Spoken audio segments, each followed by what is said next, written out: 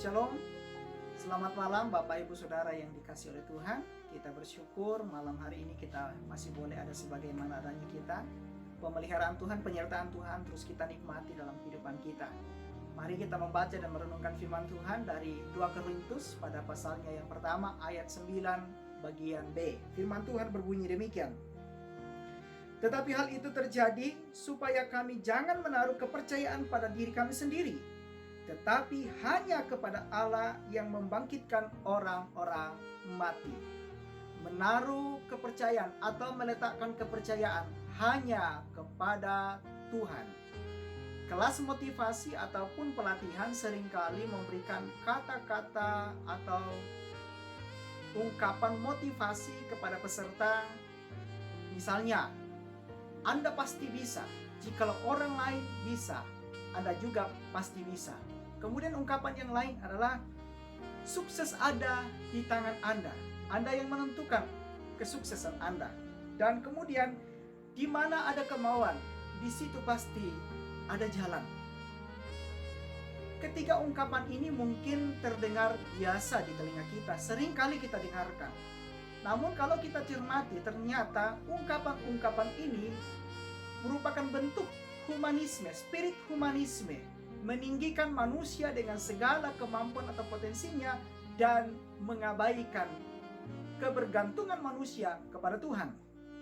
Atau juga membawa spirit pemujaan diri, spirit untuk mencari nama seperti yang dilakukan oleh orang-orang yang membangun Menara Babel. Jadi ungkapan ini tidaklah benar. Bahwa orang lain bisa, belum tentu kita bisa.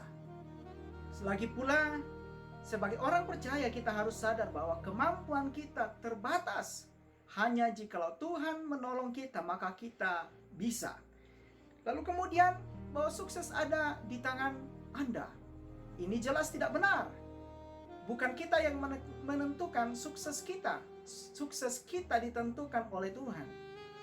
Ketika orang-orang Babel membangun menara itu, mereka berjuang tetapi mereka gagal. Lalu kemudian di mana ada kemauan, di situ pasti ada jalan. Ini juga tidak benar. Orang-orang Babel sudah berusaha, mereka mengerahkan semua kemampuan mereka. Tetapi pembangunan mereka berhenti di tengah jalan sebab apa yang mereka lakukan tidak diberkati oleh Tuhan. Rasul Paulus dalam pelayanannya menyadari sepenuhnya kebergantungannya kepada Tuhan.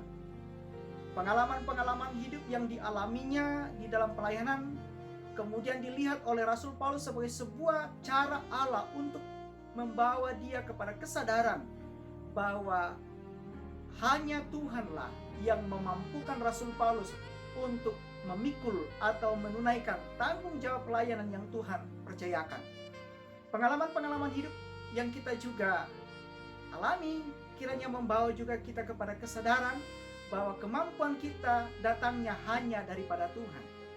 Kita terbatas dalam banyak hal, tetapi kita punya Tuhan yang tidak terbatas. Maka letakkanlah harapan kita, kepercayaan kita, optimisme kita, impian kita, cita-cita kita kepada Tuhan yang di dalam tangannya segala sesuatu adalah mungkin.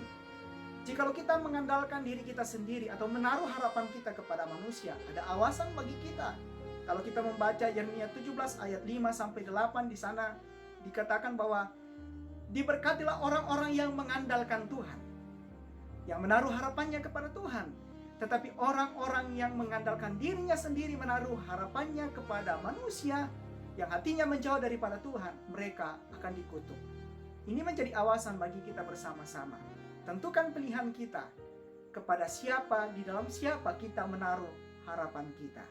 Kiranya firman Tuhan ini menjadi berkat bagi kita sekalian. Selamat malam, Tuhan memberkati kita semua. Shalom.